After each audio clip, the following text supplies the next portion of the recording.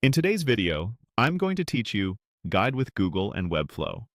We'll start right from a fresh browser window and end with a clean, clickable social media icon on your site.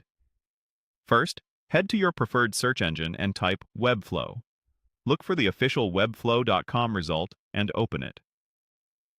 This quick search is a simple way to get to your workspace without needing to remember bookmarks. If you're already signed in, you'll land on your dashboard. If not, sign in as you normally would. On your dashboard, open the project you want to work on and use the View Site option to see the live version.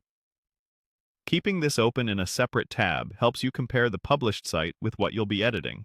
When you're ready to make changes, switch to the designer for that same project. Inside the designer, open the Add panel. You'll find it on the left side.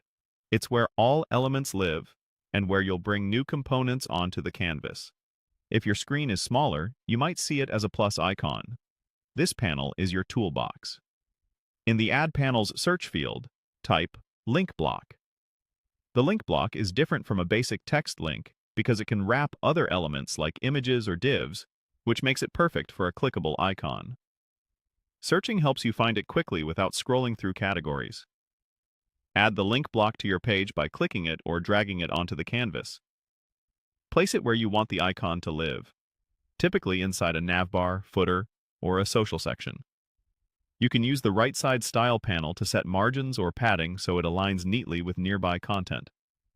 A link block is empty by default, so we'll give it something to display next. With the link block selected, click the plus indicator that appears so you can add content inside it.